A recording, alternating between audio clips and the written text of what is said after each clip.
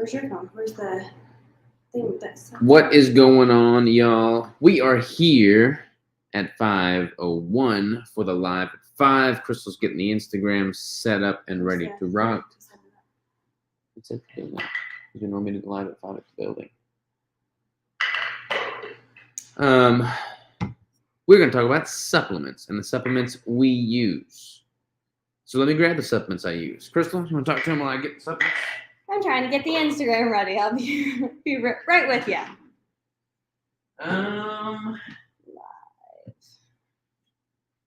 Creatine. Just grab them all, and then you can talk about it. All right.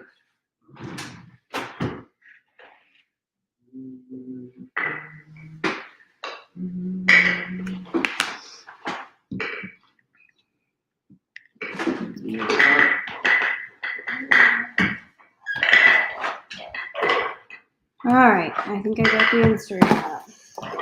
All right, y'all. Pretty minimal supplementation. What's going on Instagram? Yeah, we're talking about the supplements that we use. All right, so we have creatine. I've been using the First Form brand creatine.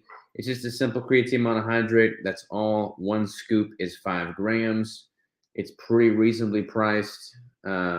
It's actually kind of more expensive than a lot of creatine. Creatine monohydrate is cheap in general, but this is on the more expensive end of creatine. I don't remember what I paid for this, probably like $30. But you get 100 servings per container. So it's not that expensive at all. And this particular brand dissolves really, really well. So the worst kind of creatine is that creatine, it's like super gritty in your water. You put 5 grams in your water and stir it up real quick and try and drink it. It's like gritty. Don't like that at all. This is not gritty at all. It dissolves really well. It's First Form micronized creatine monohydrate. I've also got my electrolytes. I've got Redmond Relight. This particular electrolyte has, let's see here. We've got 400 milligrams of potassium, 810 milligrams of sodium. So it's got that 2-to-1 ratio that I like with my sodium to potassium. I've also got Element, LMNT. They send me a bunch of stuff. Ryder's getting with it. This has got less potassium. So this has got 1,000 milligrams of sodium and only 200 milligrams of potassium. I like that this has more potassium. This has potassium citrate. This has potassium chloride, I believe. But if you guys just watched my video on my hair strand test for minerals, I was actually on the high end of potassium and lower in magnesium and sodium. So this would not be a good option for me because I don't need to supplement potassium, and that would be a better option for me. Yes. So totally individualized. And some people have a GI sensitivity to citrate. So not specific. That is what Relight uses, but any citrate forms, a lot of people have GI sensitivities to that. Now, I've talked about electrolytes. I've talked about creatine. You can combine them both. Boom. And you can get Mike Mutzel's Myoscience brand, which is a electrolyte with creatine in it. And I normally have that, but I don't because I just finished off my last container of it. And I would say that is one that I use regularly as well. It tastes pretty good. I've also got his Glycine Supreme. This is just a glycine supplement. It's also got N-L-acetylcysteine and taurine. Other ingredients include natural peach flavor, no MSG, pure fruit select monk fruit, Luhan guao extract, and natural pineapple flavor. Mostly I just have this because glycine is pretty naturally sweet, and I've been putting that on my yogurt at night. So that is pretty much all of my supplementation, creatine and electrolytes. Pretty minimal. I'm not against supplements, but I feel like a lot of people overdo it. I don't really do like protein powders, mass gainers, fat cutting pills, or anything like that. Like I just keep it simple, keep it simple. All right, let's talk about mine. Okay, so like I just said, I got my hair strand test done, and you guys can go watch that video on our YouTube channel. It just went up on Monday. But it did say that I was slightly low in calcium. So I got some calcium, and I'm starting to take that, just putting in my water a couple times a day, and slightly low in magnesium. So I'm taking a little bit of that as well. I tend to get actually like sick anytime I take electrolyte mixes, like Relight or Element or whatever. I do really well with the Element when it's mixed into milk, which I know sounds weird, but for some reason it like totally does just fine in my stomach. So so I would rather just like take it in this liquid form. It's just easier for me. Just throw it in my water. Yeah, all of my other supplements are a lot to do with like what I was taking pre-pregnancy, during my pregnancy, and afterwards. Yeah. So we're gonna have the Multi-Avail Mama. All of these are from Naturally Nourished. It's Ali Miller's line. So this is Multi-Avail Mama. It's just a prenatal. It's really just fine for any woman. Like you don't have to be pregnant or not, or breastfeeding or whatever. Taking that. It's just a multivitamin, and it does have what is the one I'm looking for? Oh, dirty diaper. Folate. Yeah. It has folate in it, which about 90-something% of prenatal vitamins that are out on the market do not have folate in them, but hers do.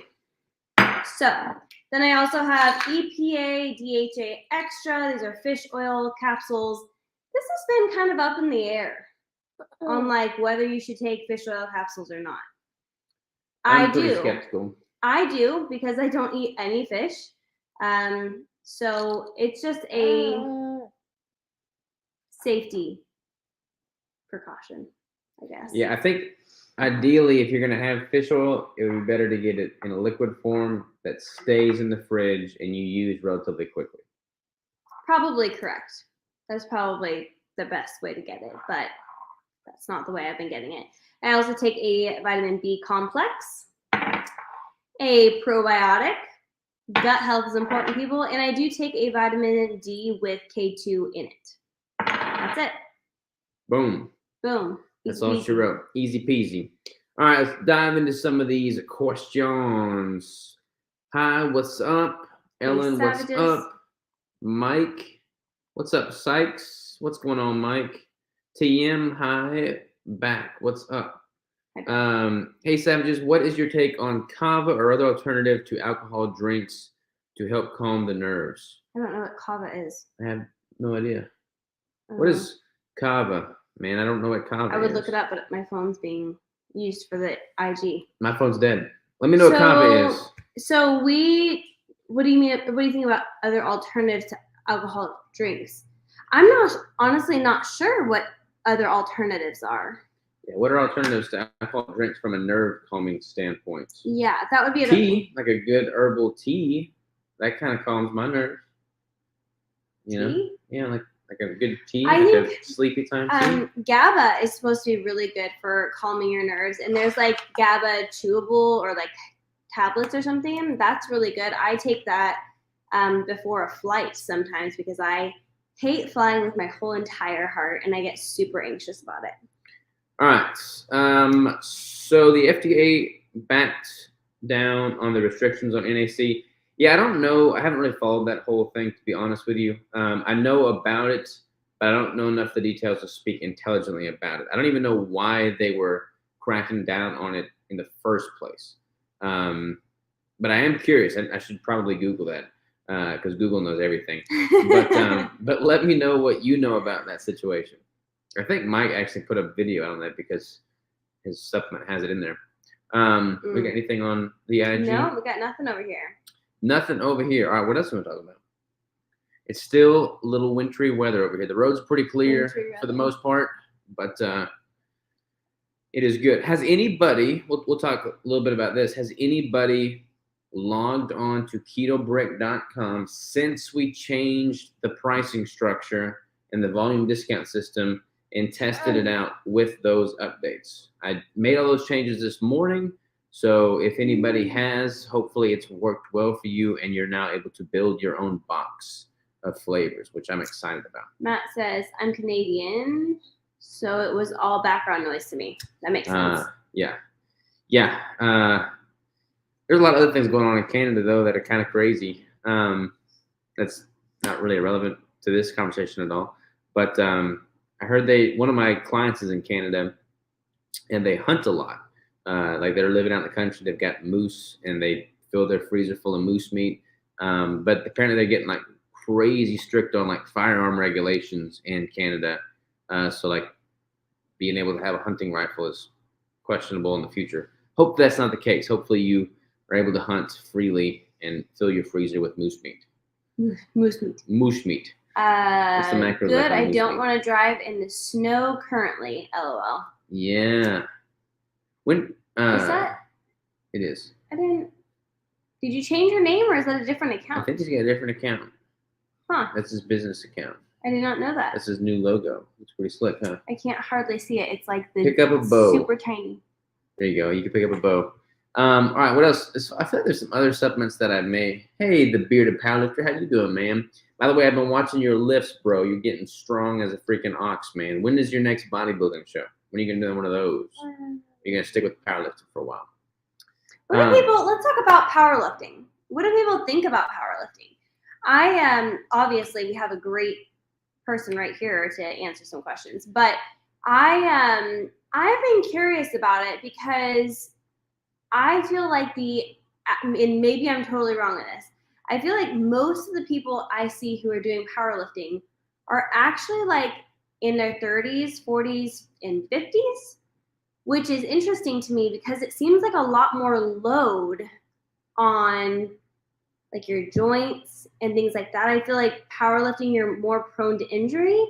I was more just like curious if people could like tell me about that. Why might I see someone who is a little bit older? Maybe it's because they've had time to build up the muscle to have the strength. I'm not really sure.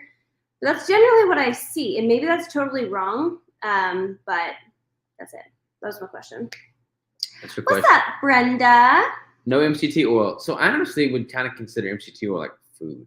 Yeah, I don't consider it is a a supplement. Like it is definitely more processed and refined than like coconut oil. So I would totally see that as a supplement. I put it in my diet on occasion, but I don't really have a whole lot of use for it. Yeah, and I don't put much in at a time. I learned that hard way on that one. Joe Davis is 2 scoops of Relight and 2 packages of the other one with the LMNT okay to take in a day. So that would give you, well, I'm so used to Relight being 1,000 milligrams of sodium instead of 810 or whatever it is. Oh. So we'll just round up. That would be about 4,000 milligrams of sodium. No. This one says 400. Oh, that's the potassium. Yeah, so I was looking at. Oh, we're talking about sodium. I'm sorry. Sorry. So that would be about 4,000 milligrams of sodium, which is pretty good.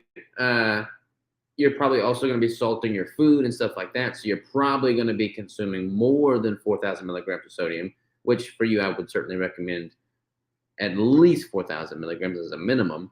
And you could certainly do that. I noticed like I've been having 2 of those a day, like either a Relight and an element or 2 elements or 2 Relights. But if I was to have 4 of those a day, then I feel like that would be just a lot of sweetness. Because they are pretty sweet. So you could certainly do that, but I don't know if my palate would want to do that. What else we got? October, I'll be giving you a call soon. You've been killing it also.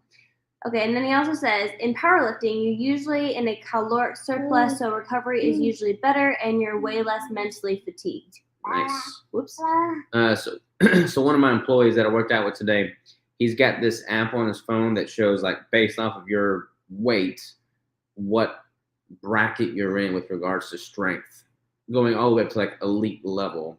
And it's all by exercise. So we were doing hip thrusts today, and apparently I am in the elite category.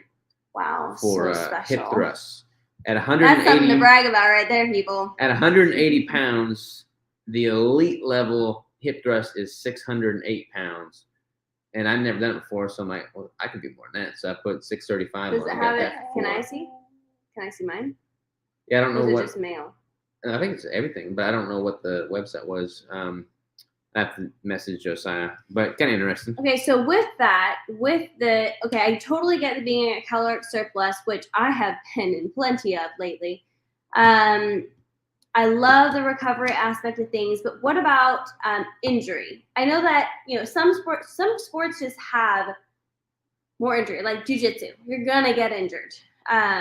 But what about like the injury aspect of things? Do you think it's more of like people lifting incorrectly? Do you think it's the weight load on the body? Do you think it's preventable, like with warm-ups and things like that? I'm like honestly super curious about it. So I've always played this game in my head where I'm like, I'm gonna do powerlifting, I'm gonna do bodybuilding, I'm gonna do strong woman, I'm gonna do this, that, and the other. So I would just love to like learn the pros and the cons of each thing. Cause like I don't really want to get injured. I mean, it's probably gonna happen inevitably, like with no matter what I do. But yeah, what are you smiling about? Greg's comment. He says, "Haha, hashtag elite thruster." Yes, that is my nickname. I'll put that on a shirt. Injury only occurs when form breaks. That makes sense. Okay, that makes a lot of sense. That does make sense. Mike says, "I take 6 to 7 scoops of Relap Whoa! per day." That is so many You are electrolytes. You are salty, my man. Salty. Same observation, Crystal. I think powerlifting would be great for bone density as well as preserving fast twitch fibers as you age. Plus, powerlifting is coached better than CrossFit. Yeah. CrossFit's a tricky one. I feel like there's a lot of bad form in CrossFit. That's my probably my biggest holdback from. That's probably my biggest holdback from doing anything else is because you usually have to have a coach. Honestly, for like powerlifting or strongman or something like that, because you have no idea what you're doing. If you have no idea what you're doing, it's better to have a coach, in my opinion. But yeah, I don't know. That's it. That's all. Mike says, "Here you go. Take a picture of this. Look into Meg Squats, Stephanie Sanzo, Charity Witt for powerlifters."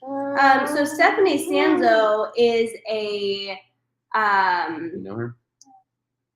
What does she call herself? A power builder. Yeah, power builder. Which she lifts really super heavy. Charity Witt is also a really great person. I don't know Meg Squats, but they're all super impressive, and I love it. But I can't put what they put on social media into action myself, like unless you like buy a program or something like that. And I just haven't broken out of my own cycle. And also I'm working out with a baby in the same room. Sometimes I forget that. Sometimes I'm like, I'm going to do this. And I'm like, oh, I'm like, oh yeah, I work out with a 8-month-old in my gym. I had a really good podcast today all about natural remedies, essential oils, toothpaste swaps, stuff like that. You're going to like it. I talked about you a lot. I bet I would like it. Who's it with? Nadine Artemis.